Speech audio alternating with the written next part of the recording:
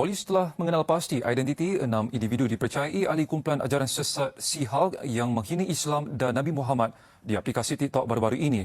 Allah itu adalah nama semata-mata.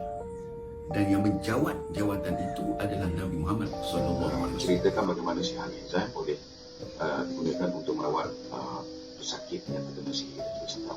Ajaran ni telah difatwakan sesat oleh beberapa negeri di Malaysia sebab dia menyamakan Allah dengan Nabi Muhammad. Dia kata Allah tu Nabi Muhammad tu Allah.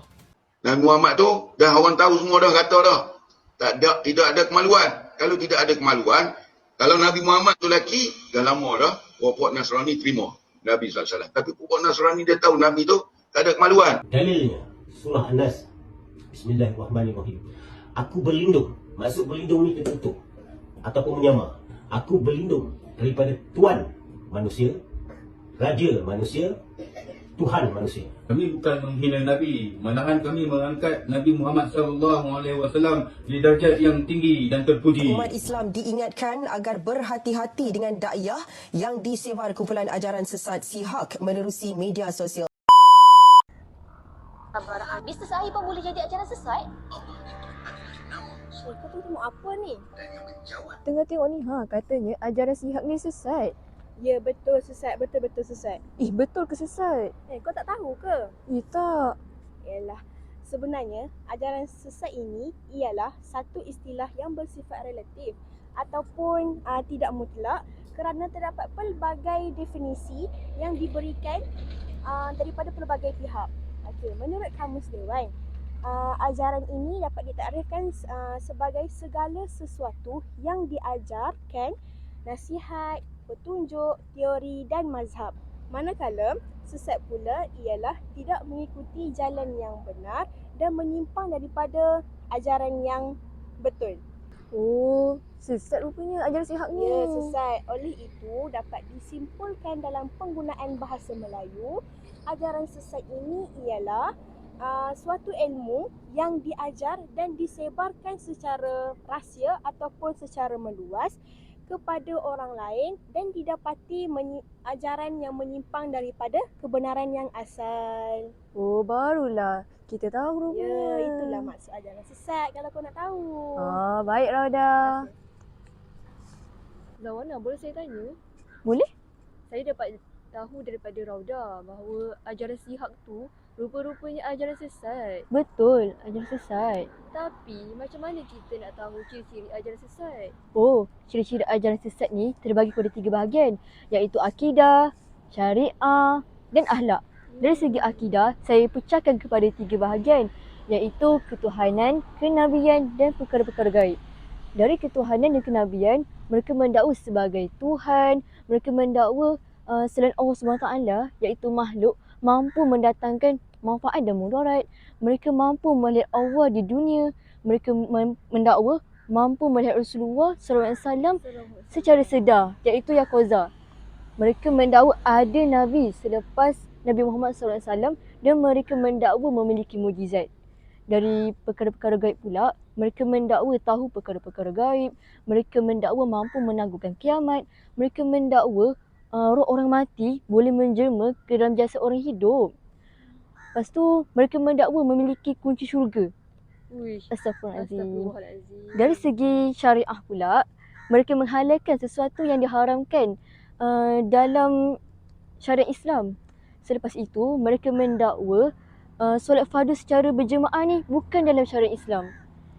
Mereka mendakwa kiblat solat boleh dihadapkan selain Kaabah. Dan mereka mendakwa fardu haji boleh ditunaikan selain Mekah. Dari segi akhlak pula, mereka mempersenda, merendah-rendahkan sahabat Nabi SAW. Dan mereka taksub dengan ajaran guru mereka sehingga menganggap kumpulan mereka tu betul-betul benar. Oh, begitu rupanya. Itulah ciri-ciri ajaran sesat. Betul, itulah ciri-ciri ajaran sesat. Adila, sekarang kan tengah viral ajaran Sihag. Awak tahu tak apa kes dia? Ajaran Sihag ni ialah dia mendakwa Nabi Muhammad ni sebagai Tuhan. Dan baginda ni merupakan seorang yang tiada jantina. Maksud dia bukan lelaki dan juga bukan perempuan. Ajaran ni juga menyeleweng menafsir ayat Al-Quran surah Toha ayat 120 dan surah Al-Baqarah tentang larangan memakan buah kuldi kepada Nabi Adam dan Siti Hawa. Menurut ajaran itu juga, buah kuldi yang menjadi larangan yang untuk dimakan di dalam syurga adalah buah zakar dan buah dada. Ajaran tu dia membuat penipuan mengenai khasiat air dan botol sihak dengan mengeksploitasikan elemen agama secara berlebihan bagi menarik minat pembeli. Oh, ya ke? Lagi apa lagi kes dia?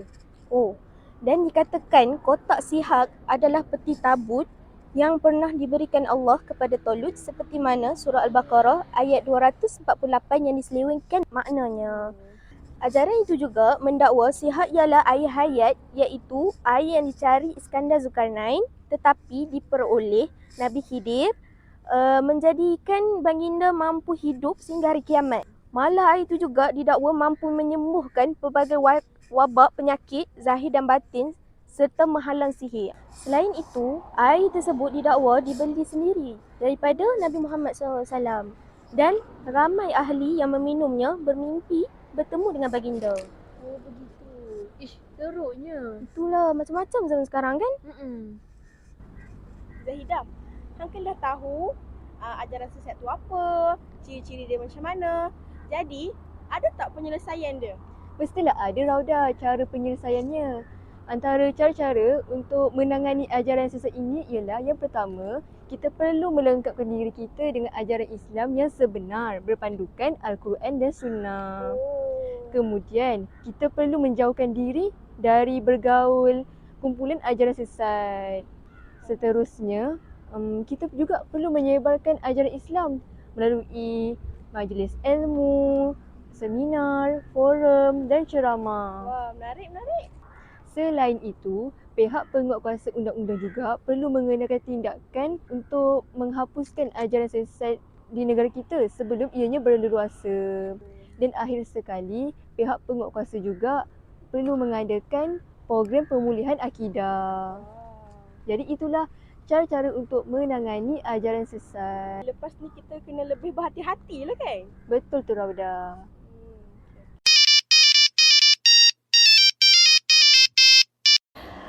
Hai Zawana, awak dah sihat ke? Hari tu demam kan?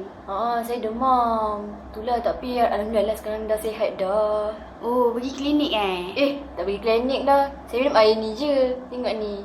Minum air ni sekali minum terus sihat tau. Memang tak payah pergi klinik lah. Ubat tak payah makan. Awak tahu tak, air tu tak baik tau untuk awak. Kenapa pula? Air tu dia memanglah nampak macam khasiat, tapi sebenarnya air tu dia ada something terselindung tau daripada dia punya penjualan air tu. Oh, ya ke? Alamak. Awak tu tak kesannya kalau kita dah ambil air tu, lepas tu kalau kita dah kita dah termakan dengan dia punya ajaran, macam mana jadinya? Saya tak tahu. Kesan dia boleh mengakibatkan kita punya akidah akan jadi terganggu. Dia akan menyebabkan keruntuhan akidah kita. Sebab akidah kita, bila ajaran sihak tu dia dah buat ajaran dia kepada kita. Ajaran dia antara salah satunya dia mengatakan bahawasanya Nabi Muhammad tu adalah Tuhan. Dan juga dia mengatakan bahawasanya Nabi Muhammad tu bukannya seorang lelaki dan bukan perempuan. Kan salah tu. Kalau awak beli, maksudnya awak dah menyokong dia orang. Alamak, saya tak nyokong dia orang sebab saya beli air ni pun dekat internet dan saya pun percaya. Lepas ni awak jangan beli lagi tau.